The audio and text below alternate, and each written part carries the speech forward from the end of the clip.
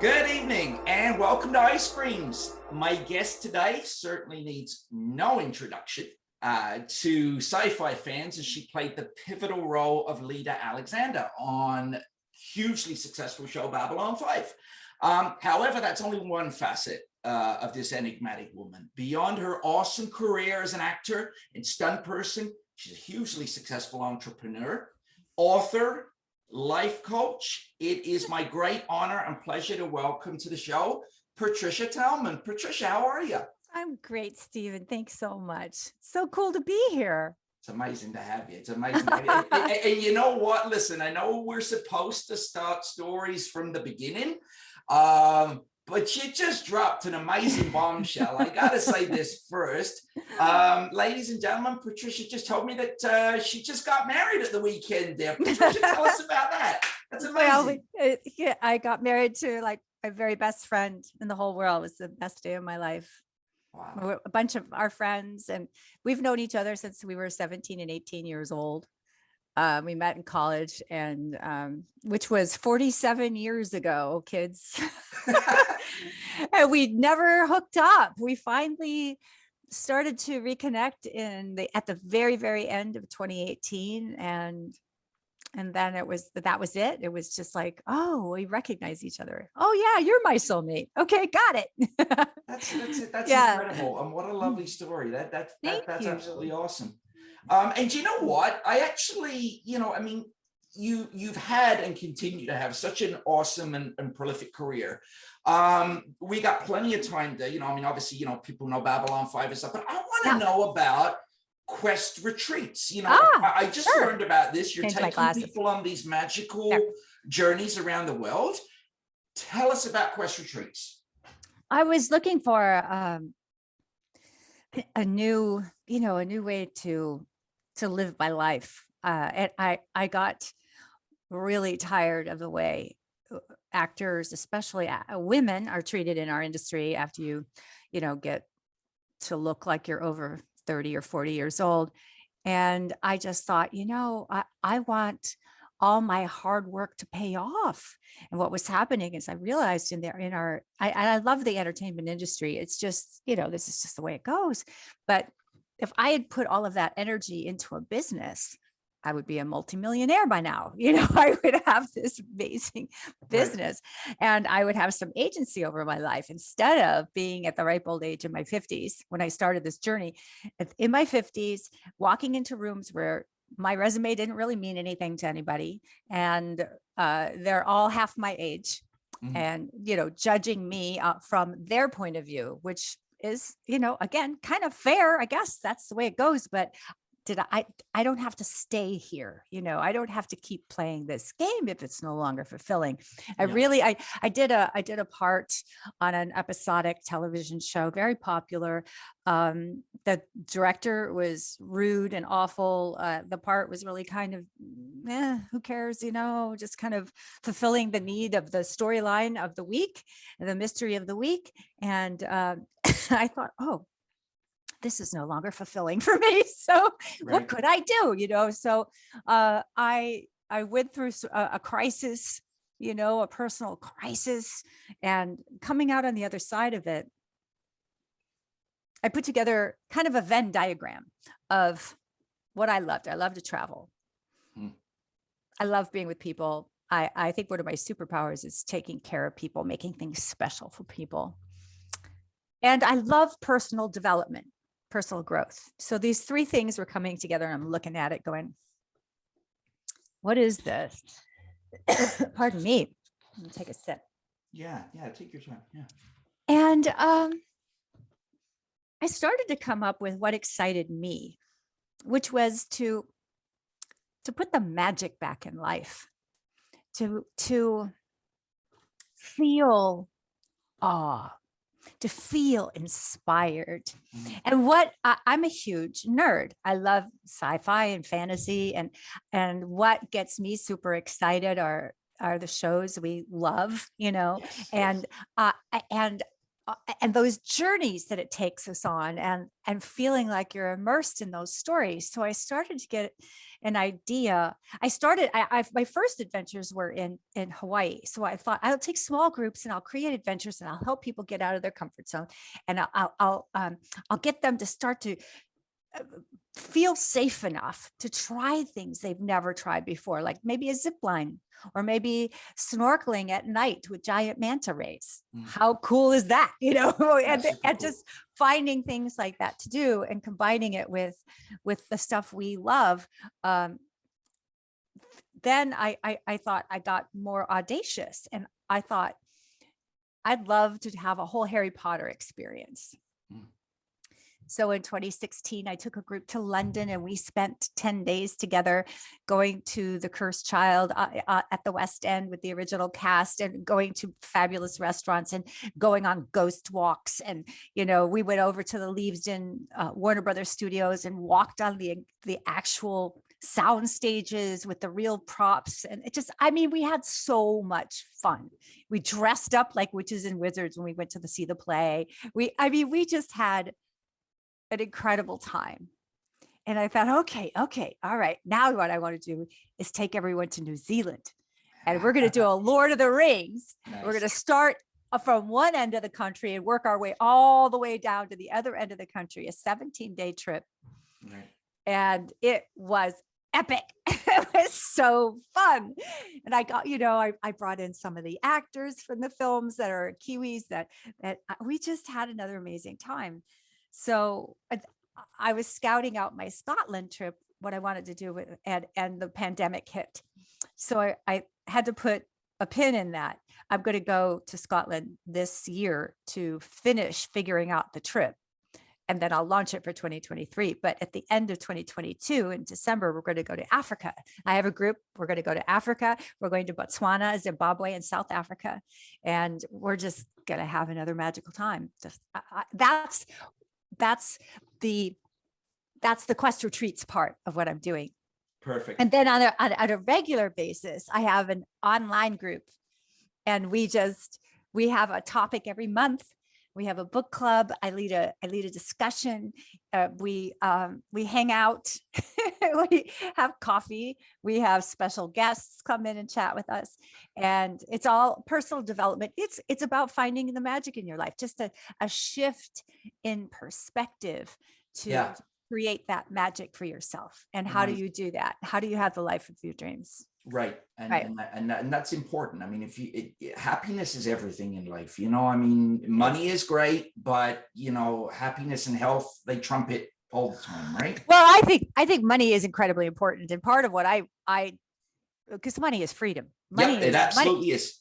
100%. You want to be able to afford the healthcare you need. You want to be able to afford the food, the good food. You want to be able to afford to fly to see your friends. We don't want to have to stress about money. The lack of money can cause a lot of stress.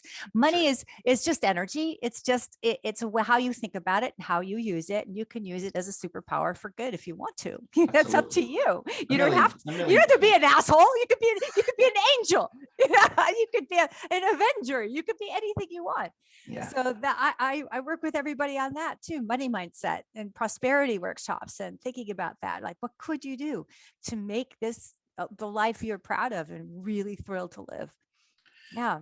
You said so many things in your initial answer there that I could literally like build this whole interview around, because females and the way that they're treated in the show business industry, I hear that a lot, what you said to me there, and it's not fair. I'm gonna say I don't think it's fair until life isn't fair. I think that I love that we want to be fair to each other, and I love that we look for it. I think that's sweet. But we also need to understand that life isn't fair, and it's nothing personal. It's not about you or about me. It's just the way things are set up, and we can be activists and work for change. Absolutely. Yeah. But we also can't take it personally, and don't let it don't let it stall you or stop you, because it's happening. It happens to everybody all the time. So let's figure out how do you work Yeah. around it? How do you keep going? That's the trick. That's the trick, right? My only thing is just that there are so many great roles that it's just unfortunate they always, like, it's funny. I was actually saying to my wife recently, the next book that I write, I mean, I'm finding new challenges in my own life, and as I get older and stuff, I want to write around a protagonist that's in their 60s. I just feel that people at that age have so much to bring to the table. You talked about change being pushed outside of your comfort zone, which is absolutely, I agree with 100%.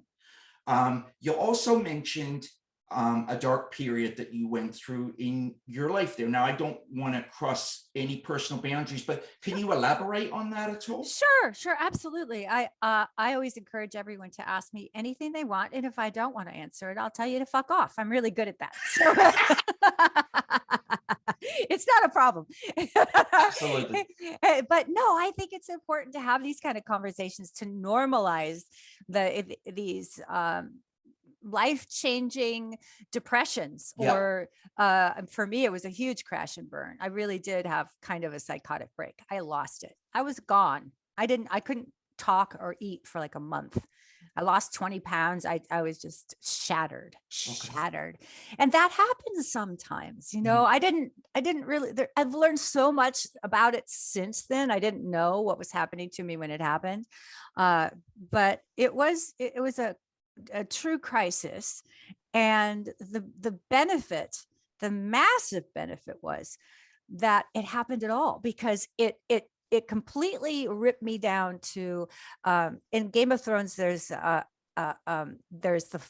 flag one of the families has. It's called the flayed man, and it's just a man without skin who's like tied to an X, a big X, and somebody has removed all his skin. It's disgusting, horrible. But that's what it felt like to me. Like I had been flayed alive. For example, I think that we all run through life and we carry around a certain amount of armor or protection, a psychoprotection, some behaviors that we have to protect ourselves. And all mine got ripped off all at the same time. It took my skin with it. It was like all my armor's gone. I don't know I can't function. I have no idea what's going on anymore. I didn't understand when people were trying to talk to me. I didn't understand language. I didn't have language. It went away. It was weird. But the great thing is I understood that my best efforts landed me at the bottom of the pit of despair. So maybe I have a thing or two to learn. Maybe I should shut up and start listening really hard. And luckily, I did have a community I could go to in a 12-step program for people who were brought up around alcoholism, like I was, called Al-Anon. And they really, you can go to, several meetings a day if you want to, and you just sit there, you can cry and nobody thinks anything about it. That's just fine. Absolutely fine. And when you're ready, you can start asking questions. You just listen for it. And I thought, I want the peace and the steadiness I'm seeing in some of these individuals in these meetings. How do I get that? And they just kind of led me through it while I was staggering, taught me how to take care of my spiritual self. I am not a religious person at all, but I consider myself deeply spiritual. And I just kind of I tried to figure out how to build a relationship with what they call a higher power. You can call it whatever you want. I call it the universe or the force. I really do. It is Star Wars. Yeah. And find my strength and my communication with my best self, like that inner wisdom, that Obi-Wan voice that comes through. We all have it. Yep. It's all there, but we're, as humans, traveling around in this spaceship, this body spaceship that we're in for this life, we've lost our connection and we've lost our intuition. I think that as we've developed so fast in this modern world and we've separated from nature, our brains haven't really changed that much from our very original selves. Right. We still need to be outside. We need to be connected and hang out with animals. We need to see green. We need to see skies. And it's really hard to do when you live a modern life. We just weren't I don't know, we weren't cognizant of how the brain works. Now that I'm learning all these brain science fun facts, I call them, I was like, "Oh, that makes so much sense." Oh my God, that's just how we're made. Oh, it's not my fault. It's not your fault. It's just, oh, we didn't understand as we developed this new life and new world and technology. We didn't understand that our animal cells still need to be cared for, and we disconnected from our intuition, and it's okay, it was just a failed experiment. Now we need to get back. We need to take care of Mother Earth, because we're not going to make it without her. As much as you might love the idea of living on a starship, I don't know that we've evolved to the point that we could stay sane and do that. If you really understand the brain science, I don't know that we could do it. I don't know. No, so it'll be interesting to see. But anyway, that blah blah blah. I could talk about this. I could talk about it all day long. I'm telling you. It's actually lovely to hear you talk about, because it feels like, I mean, just to give you a little bit of a frame of reference of my own self, I suffer and struggle with anxiety and depression. So it's, and it feels like it's only in recent times that people are really starting to listen to mental health issues in the way that they need to be listened to. And it's great because, you're a role model to so many people. I meet people through my children now that are discovering Babylon 5 for the first time. And it's funny, I was telling my son, like I would be interviewing Patricia Tallman, Lyta Alexander. He's like, "Oh my God, that's so cool." But, speaking about role models there, who were some of your role models as you were growing up when you were young? Interesting. Well, I definitely, loved the actors that, like Katharine Hepburn was big for me. Mm-hmm. I was born in the late 50s, in 1957. And so I was starting to become aware of other people. Now, when in the 60s, we did not have obviously the technology, but so you didn't even have the television or the films on the same level that we have. We are so inundated and overwhelmed now with but then you really had to seek it out. And I did love television. I watched Star Trek with my dad, the original series. And and I loved going to the movies, but I wasn't really encouraged to have a role model. I remember, we had women still in those days were encouraged to find a husband. Right. Okay. Right. Yeah. So it was all about being pretty and sexy and shut the fuck up and, just be the 50s housewife. That was still a thing. Now the 60s were happening, but I was being protected by my parents from all that radical stuff. Right. That was radical. So my parents were kind of terrorized by that. I was, oh my God, what are these hippies doing? That's doing drugs and enjoying music. And what's happening? We don't want our daughter to go into that whole thing. But they couldn't stop progress. And by the time I was in high school, I started to become aware of Gloria Steinem and the women's movement, and even Jane Fonda, or the young Jane Fonda. Wow, she was so intense, and wondering, what is all this about? Because I felt pretty, I didn't know I didn't have the same rights as everybody else. It's like, what do you mean women aren't paid? What do you mean I can't? What do you mean? My parents were really good about raising me to believe in myself. Mm. So when I started to get into the real world and face those glass ceilings for women, and to get my ass slapped in the office, or, to be expected to have a sexual encounter to get a job, it's like, what do you mean? I luckily, because of what my parents weren't, morality police or anything like that, but they did give me enough of a sense of my possibility. My dad said, you could be president. There was obviously, no, I really couldn't be president. It was not going to be a woman president, in the 80s, but that's all right. but I really didn't get that men had a right to request sex from me for a job, but they did all the time. And luckily I just didn't do it because I thought that's wrong. Isn't that wrong? That's wrong. But I saw women doing it because it was a way to get advanced, to get to their goal. And I'm not judging that because I was there. Yeah. And I know that they got to where they're going because they figured it out. They figured out how to be okay with it or do whatever they needed to do. And I just wasn't able to do that. And some women that are famous now, I won't drop their name because I don't know if they still want to talk about that. I heard them talking about how they did do that. They did sleep around for a job and or an opportunity and they didn't regret it because it got them to the place that then they could become powerful and have agency over their lives. Have a control, right? Okay, all right, but that's not ever anything I was really able to do. So that's why when I got to a certain level, I just couldn't get past it. And I was now aged out of, the younger women weren't faced with the same thing that I was faced with. So it's interesting. Even Mira, Claudia and I, really good friends before Mira passed. And Mira and I were closer in age, and Claudia's about 10 years younger than me. So we would talk about what we experienced. And Claudia was already like, wow, that never happened to me. And I'm like, good.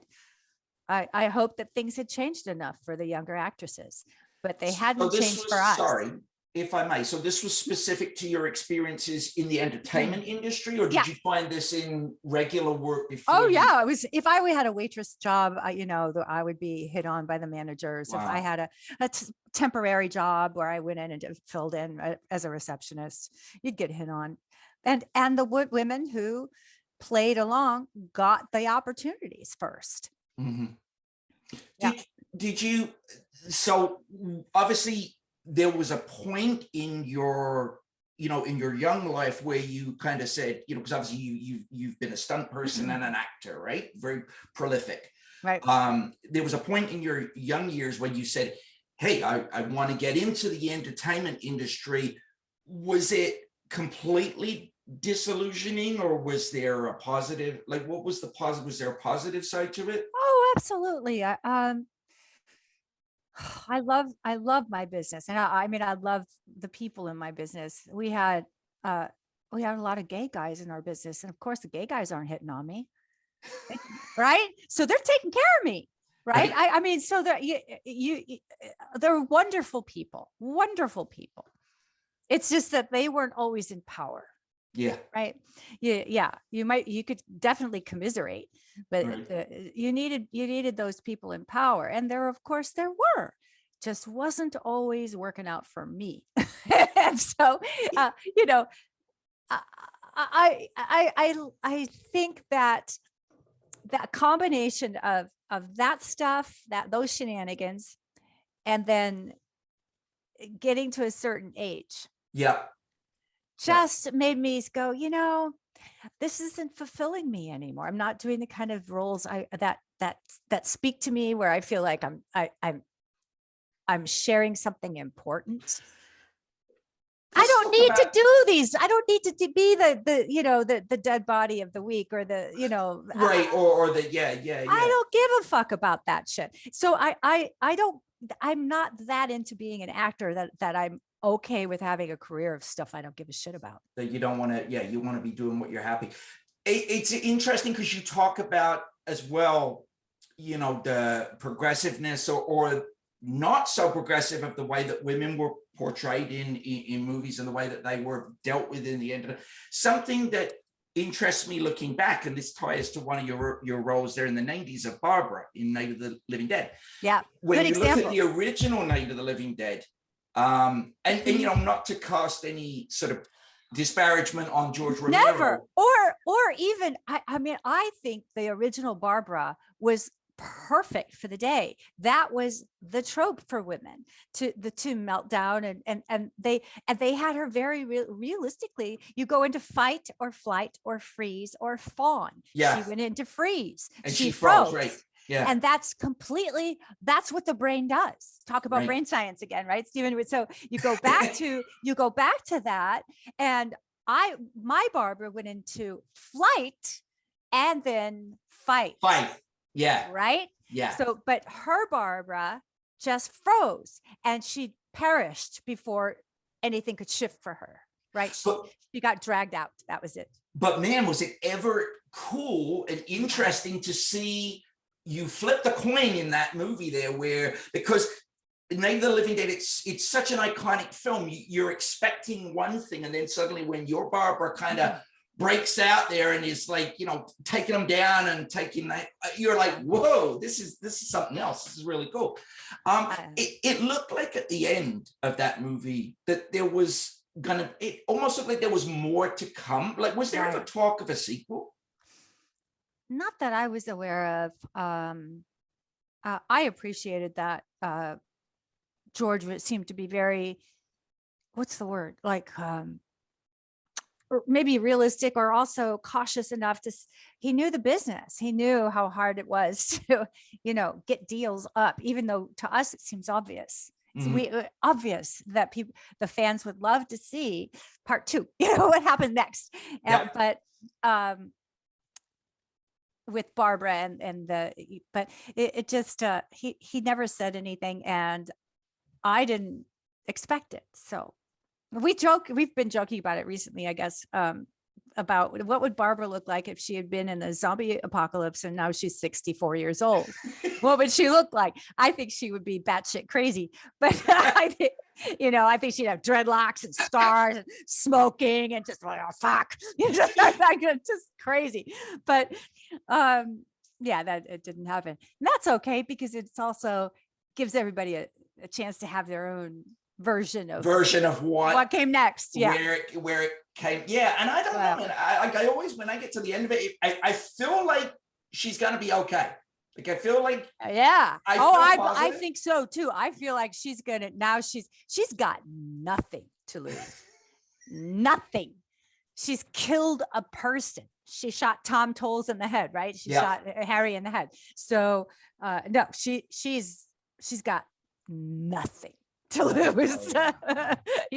She's gonna make it. I think she's gonna make it. Yeah. The 90s in general, after Night of the Living Dead, seemed intent on keeping you in outer space between Star Trek and Babylon 5. Now I gotta bring this up, because whenever someone stops me at a party and talks about this golden age of television, and they're always like, oh, The Sopranos, it all started. I'm like, wind that back. Babylon 5 started the golden age of television. Oh, wow. Like, really, I mean, it was something else. When that came along, it was the first of its kind to do something on that sort of scale. What was it like reading that pilot script for the first time? How did you first come into sort of the gathering there? First of all, we just have to credit Joe Straczynski with so much, because he's the one who developed this 5-year arc idea and put it out there with Hollywood. And that it was shocking and weird. And, how do you do that? But then J.J. Abrams and Joss Whedon and Rockne O'Bannon have all said publicly that they credit Joe Straczynski for doing that, for putting out the 5-year arc and making that, or any, long-term arc, and actually proving that not only can it be done, but it's incredibly successful with the fans. The fans love it. They want that. You have standalone episodes, but you always have a through line, right? You always have that through line. Absolutely. So when I first read the script, it was a movie, it was The Gathering. It was a movie length script. And I thought it was one of the best scripts I've ever read on any level. And I thought, I'll never get this. This will go to a star. But I am so excited I get to read it and to audition for it, just because it is such beautiful material. And of course, it's right in my wheelhouse because I love it. And I had a great time. I show up at the audition, and there's a waiting room, and there's only one other guy in there, and we're reading our sides. Sides are let's say like a piece of a script, and scenes, and you're going to read the scenes with an assistant, not an actor. Usually you're just going to read the scene, and with the casting director sitting there, maybe depending, somebody else might be in there too, one of the suits. You never know. Sometimes they tell you, but often they don't. So then you go through that process where they choose the next round of auditions. So they sort of keep narrowing it down. You get a callback is what it's called. You can go through several callbacks. That's possible. So I go in, there's only one other guy in there, and we're both reading our sides, or kind of giving each other privacy. And this big man comes into the door frame from the inner office hallway, and he kind of fills up the door frame. He's very tall. And he said, "Patricia Tallman." And I was like, "Yes." And he said, "My name's Joe Straczynski. I wrote the part for you. Good luck." And he disappeared.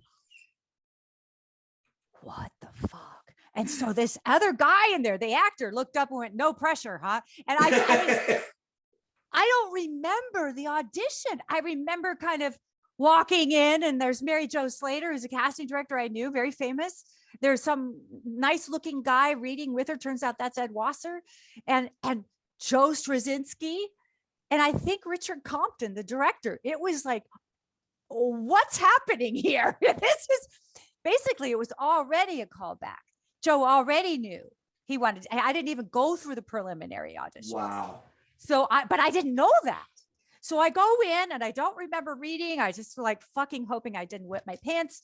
And I leave. And in those days, we had to go to a payphone to call. I called my agent. I said, "This is what he said." And she's like, "Oh my God, that's so cool." So I go away, and you just wait. It's a waiting game. You can wait hours, you can wait weeks. You don't know. I don't think it took that long, probably a couple of days.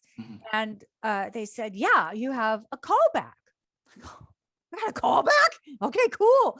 So they said, "This is going to be a little different. What we're going to do is you're going to have a callback. We're going to go to this nice, it's going to be all day. So we're going to kind of mix and match, and we're going to play with the cast. And so be prepared to hang out all day." And my agent was so smart. She said, "Do you want her to have an outfit? Do you want her to have makeup? Are we going to be on camera?" She asked all the questions. See, back in those days, it wasn't guaranteed to be on camera because it's on the videotapes. Right. Okay. Right. Yep. So it's expensive. Yep. To do a lot of videotapes, and it's a pain in the ass, but so they don't always do it, but they did. And we show up, and there's this other redhead. I go into the bathroom to touch up my face, and there's this other redhead, and she goes, "Oh, you must be reading for Caroline." And I was like, "No, I'm not." She goes, "Oh, okay." There's an beautiful Asian woman. There's this woman from the former country called Yugoslavia. There's like these actors, but we're looking at each other going, "But you're not reading for Lyta? No, you're reading for Tallman. Okay, what you're so, oh, huh, there's only one of each of us here." Right. So finally they sit us down, and it's Richard Compton. It's a couple producers. That was John Copeland, Doug Netter, Joe Straczynski, probably some assistants. And, it was, again, my mind just kind of goes, "Oh." And then he said, "Yeah, so you're our chosen cast. No callback. You're it. And what we're doing is the suits from Warner Brothers are coming to see you read selected scenes. We just need to get their approval on the cast. So then we can proceed." Oh my God. So they worked so Andreas Katsoulis, meet Patricia Tallman. You guys are going to do this scene, Jakar and Lyta together. I loved him so much. We had so much fun. And I might have read something with Michael O'Hare as well, like our initial scene. Right. But Lyta's big scenes, I think that was the main scene they wanted to see for my character. And so we did that. The suits file in and sit in rows, and we were on kind of a little bandstand and did the auditions, and then they went away. Now I write about this in my book, Pleasure Thresholds, because it was so bizarre. Going back to the sexual thing. I had there was a person that I knew he wasn't at Warner Brothers at the time. Maybe it was CBS or something else. Anyway, he was from my alma mater, and he wanted to help out. So he had me come and showed me around the studio, and of course it turns into sending me flowers, asking me out for a date. Now he's married. Okay. On top of it, I'm not interested, and he's married. I mean, come on. So I, turned him down, and he was one of the suits from Warner Brothers. Oh.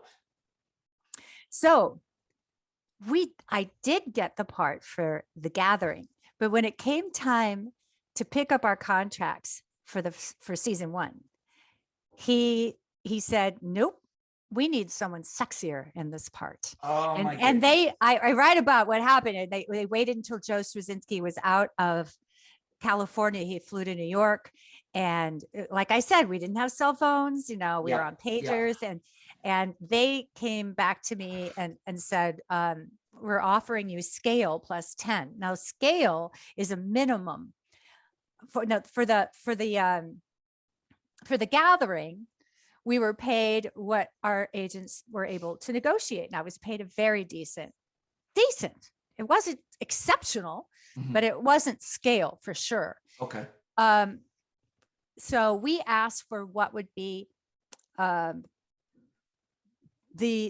would be a weekly equivalent to what it was a 3-week commitment to shoot the pilot, right? The Gathering. So we asked for what a weekly would be, 1/3 of that price. And they told Joe, he told me, because I called him crying, because they said, no, we're not, you get scale plus 10. I said, I can't afford to live on scale. I can't afford it. I make more doing it in a day of stunt work than I do for, I can't, what are you talking about? That's okay. And I knew other people weren't being offered that, because we talked to each other. We had become friends. Yep. And Joe said, well, I was told you were asked for, I don't know, some exorbitant amount of money. And I said, I asked for, and I told him exactly. I said, I can prove it. You can talk to my lawyer. You can talk to my agent. I can prove that. And he was furious, but they'd already cast Andrea Thompson. They had met her. They knew they wanted her, that, they got rid of me. And Joe found a way to get me back on the show. In between that time, I was devastated. Of course, I was devastated. I had a great time on the pilot. I was very excited. I always, I'm so I don't want to cut you off, but this is intriguing to me, because I always wondered. Yeah, I didn't know this. Right. And Joe wanted me on. It was right. So it was really amazing how they did it and how fast they did it. They were all set. They knew I wouldn't take scale. Nobody would take scale. So they made me an offer I could not accept, and then gave me a 12-hour window to accept. Okay. And once I didn't accept, they hired Andrea. So there was no going back, and they did it all before Joe got back from New York. So it was all behind his back kind of thing. That's right. And I couldn't contact him. I mean, I left him. I think I even did leave him a message, but there was, that's not, the technology was so, clunky. But the great thing was, I had an opportunity to really fucking get my shit together and just look at, do I want to be in this business or not? Yeah. And I was in a wonderful acting class. I really doubled down on my acting class. I told my agent just to give me a break. I can't audition right now. So let's not even put me through that for right now. Let me just focus on what I love about this business, my career, my craft. And I did a lot of stunt work. I just took a lot of stunt jobs. And those stunt jobs were Forrest Gump, Jurassic Park. I doubled down, right? Star Trek Generations, yeah. Right. And I had a baby. I was pregnant when I was working on Star Trek Generations. And I knew, I said, I got like another 6 weeks before I can't fit in the Klingon costume anymore. I'm going to have to sign off. So I did some of the biggest jobs I've ever done in my life, got paid really well, had a baby before Joe called me and said, hey, Andrea Thompson's leaving the show. Would you like to come back? I said, right. Let me think about it. Yes. Yes. And so what they did was that to circumvent this guy at Warner Brothers, they hired me as a guest star over and over and over again because he didn't have approval over guest stars. Okay. He would, as a series regular, he would have approval. Okay. So I'm not ever listed as a series regular until season 3, I think, or season 4, because he was still around. In fact, he confronted me at the Christmas party at Babylon 5 and said, how did you get back on this show? Seriously. And I just went, wow. What a dork. I'm sorry, but I know, right? There's no other word for it, right? Well, there's much stronger words, but we'll stick with dork for now. But right. yeah, no, but that makes sense because when we do see you, when you come back initially in season 2, I think you're leading like the telepath underground or something on Mars, if I remember correctly. Oh, right? not yet. I came back from the Vorlon homeworld. Right, okay. And I became a cautious emissary. So Joe just took, and he was really good at this. I mean, he knew where the show needed to go, but where the fluctuations, but not budget or cast, he could massage it into a direction that worked. And that's what he did. So I'm very grateful. Obviously, I'm very grateful to Joe for that he felt really bad about what had happened. But I think even more than that, he found a really great way to use Lyta as a mysterious time bomb that the Vorlons had messed with that we don't know about. Yeah, that's actually something I wanted to ask you because, and first of all, I just want to say kudos to Joe as well for like the more I don't want to get into other cast members, but the more I hear about Joe Straczynski, the more my admiration for the guy just goes up all the time. Like it just really does. Yeah. But there was this mystery surrounding you on the show where, you've gone to the Vorlon homeworld, something had happened to you. We obviously find out as the show comes to a close that you've basically been turned into this kind of doomsday weapon for the Shadow War. My question to you is, knowing how much mystery and how much you didn't want to spoil the plot line for people that were following it, when did you know what had happened to you? How long? We're never given much anything more than we needed to know. Okay. One thing I disagree with Joe, and it makes me angry, is he would never let an actor, even actors he knew well, he would never let us know anything because he thought we would play the end result. He didn't trust us, and I think that's bullshit. How many actors do a play? Everybody does a play. Yeah. In a play, we all know the fucking ending, but we're not playing the ending. You're playing the moment. So I resent that, but that's what he did. So he kept it very close to the vest. I will say I understand keeping certain storylines secret for as long as you can, because you don't want an accidental slip. But we for the most part, I think the main cast, we were very good about not talking about the show. We didn't talk about anything. But anyway, regardless, we didn't know. I didn't know. I didn't know anything about in season 5, along with everyone else, basically. That's right. That's right. Okay. And it was such a relief because, Lyta was so angry by then. So it was such a relief to get to be like. Wow. Yeah. I mean, was she ever angry? But at the end of the day, I mean, that's, that's what happens when you don't thank the people closest. When wow. Yeah. I wouldn't have wanted to have been on the wrong end of Lyta at the end of that show. That's right. You know what? Actually, I do have another question. I'll ask a question about Babylon 5 because I got something else I want to ask you before we, and that is that we see you going off with G'Kar towards the end, and that if ever there was a spin-off I wanted to see, I know I wanted to see what happened with Lyta and G'Kar. Yeah. Was there ever talk of that or no? No. I know, but for sure that would have been fun. I think that it was the perfect person for Lita to be with. His car could have handled her. He's probably the only one who could. And she respected him. And then Yep. who knows what kind of shenanigans they would get up to. I would have loved to, to be a fly on that wall. No. Some stuff would be going down. It definitely would be interesting. Yes, indeed. My glasses are steaming up now. I know, exactly right. Exactly right. Yeah, I know, but I would, yeah, that would have been fun.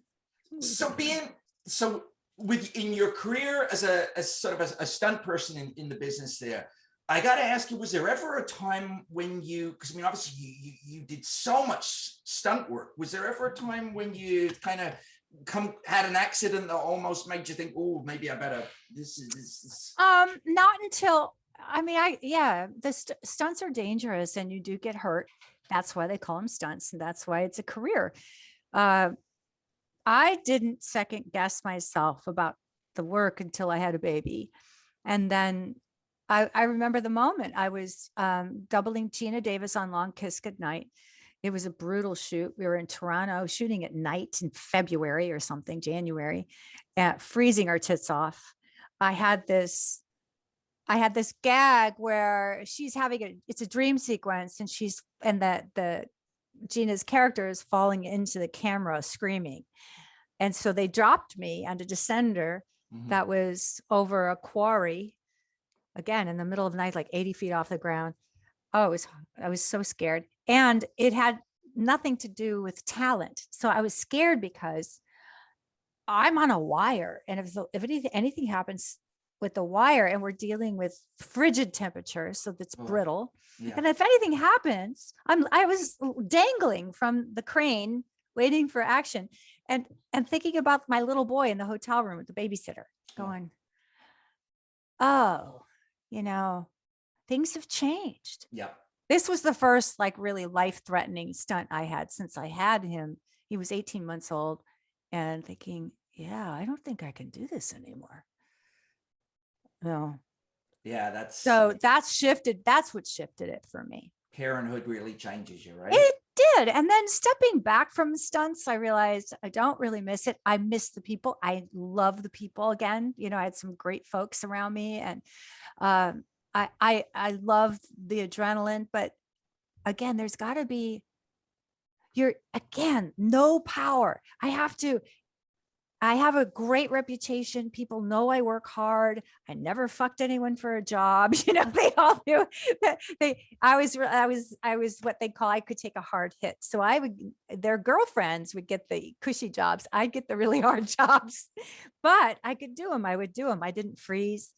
But I thought, I don't need to do this anymore. I've done it. It's been awesome. And now what? Now what? And I want to have more control. I want to have, I love being my own boss. It's really, really hard because there's no one to blame but yourself. Right. But I stay in community with other entrepreneurs, and we work hard. Yeah. I belong to a mastermind, a high-end mastermind. So I invest that money, and I better show up. I better make it work. I better make it pay off. And you know what? You really seem like you're absolutely living your best life. You truly do. So thank you. Is there anything what's on your horizon? Is there anything unfulfilled for you that you still want to do, or like what's coming next? So what I sold my house. Okay. The mover's coming Friday. We're putting everything into storage. What we haven't gotten rid of, which is a lot, but we're putting everything else into storage, and we are traveling the world for a year. Wow. Or more. Now, people are going, during a pandemic, and I'm going, yes, during the pandemic, I know, but I'm in my mid 60s and I'm still walking. So we got this time now, this during a war. Yes, during the war. I know, but I mean, I don't know, for some reason, this feels right. And so that's what we're doing. Glenn and I, my husband, so cute. My husband and I have been completely on the same page since the moment I thought about selling my house. He moved into my house. Yeah. And so we've been here, Julian, my son and I've been here for 21 years.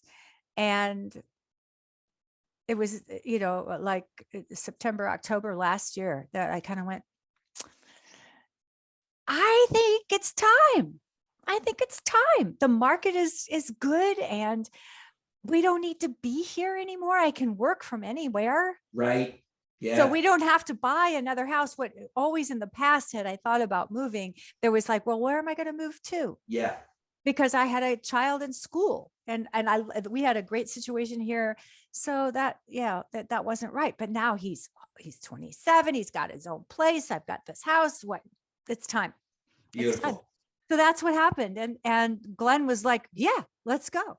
Let's do it. We are so in sync. So yeah, I don't really know what's coming. I can't predict it. I have plans, but who knows? Who knows what's coming? Who knows? So I'm going to keep my online community going. I've got a new platform I'm moving us to. I've found new ways to lead and teach and see how the community likes it. I want to quadruple my community in the next 12 months. That's the plan. We'll see if I can, and if people are interested. So yeah, that's kind of where I'm at. And then we'll see if we can do live events again. Nice. That might be, but I don't feel great about asking people to gather. We're still a little struggling with COVID. So gotcha. I think the great thing that we got out of COVID is being able to really normalize being on Zoom or other platforms and have community this way. It's really important that we have it one way or the other. And this is a good way. And speaking about what's important, this is my most important question that I always like to ask every woman that I interview on this platform. And that is that, Patricia, there's only one of you as there's only one of all of us. Mm-hmm. And you've had this prolific, amazing career. You're living your best life. Somewhere out there is a young woman, young girl that's discovering Babylon 5 for the first time or watching Night of the Living Dead. And she's thinking, wow, you know what? I want to follow that path. I want to live my best life. What's your unique advice to that fan out there that's taking those steps? What are you afraid of? Right? Because your fear is a guidepost. Fear is showing you what you need to do. We have clean fear. A clean fear is, you misstep and pitch forward. That's a clean fear. The clean fear is you walk into the baby's room and it looks like they're not breathing. Or, when you're in an airplane and it drops. Clean fear. It's over. It happens. It's over. Unless, of course, you get hit by a truck. That's a bummer. But that's clean fear. Yep. Most of us live with dirty fear. Yeah. And dirty fear is you're afraid to make the sales call. You're afraid to ask her out. You're afraid to start your own business. You're afraid. Yeah. That's the bullshit you need to get really familiar with and start developing a relationship with. You need to understand your fucking fear because it's just a guidepost. It's showing you there's something on the other side of that you probably want. Yeah. Wow. Right. But we all have fear dragons. Absolutely. The fear dragon wants to keep you in the cave, keep you safe. That's what the amygdala does. That oldest part of our brain that kept us safe forever. But the amygdala never evolved. And so anything that's different, anything makes you go into fear for a moment. It's a dirty fear. So if the wind starts blowing, we go, what's that? Because that was our animal self. And we needed that then because everything was trying to eat us. But balancing your checkbook isn't going to kill you, but it feels like it's going to. Facing your finances feels like I'm too tired. I'm too busy. I'm too this. I'm too that. Where, you don't look at what you're afraid of. If you look at it and develop a relationship with it, why am I afraid of this? Because I don't have enough money. I don't have enough to pay all this. Well, how can you get creative around that? How can you figure out a better way to make some money. Maybe there's some idea you have, but because we're constricted around the fear, what does our brain do? Fight, flight, flee, or fawn, right? And so the brain shuts off blood to itself and shoves it to your arms and your legs so you can run or you can fight, you know? And so you can't think straight. Once you start to understand that, then you can go, okay, what are my fear busting tools? You know, oh, I need to take some deep, slow breaths. I need to remind myself I'm safe. I'm okay. I'm loved. In this moment, I'm good. You know, nothing's happening right now. Right. And right now, I'm still okay. I'm still okay. And you start to expand again. And then you can get a hold of your creativity and you can start to brainstorm on some fun shit that might be really interesting to try to expand that bank account. But if you don't ever look at it, if you don't look at your fear, it controls you completely and you stay in your cave and life passes you by. 100%. Yeah. 100%. Yeah. So that's what we do. That's what I do in my group. So we talk about this a lot. Amazing. And every month is a new topic, but you know, it's always facing fear. There's always fear. Get out of your comfort zone and live your life. Comfort zones is I think it's the wrong word. I haven't come up with the right word yet, but it's the wrong word because it's not fucking comfortable. It's not, right? It's a rut. It's boring. You're sitting there. I can't, I can't, it makes you into just a boring asshole. Let's stop calling it comfortable. You're a couch potato. That's what you are. That's what I do. If I could have what makes me, because what you're doing with that stuff that makes you feel comfortable is you're trying to quiet the anxiety. Absolutely. Right? Yeah. So, I know all about that. Yeah. I know. Me too. Well, I know. But the thing is, it doesn't heal it. It perpetuates it. Because you dampen it, you don't fix anything. It's still there.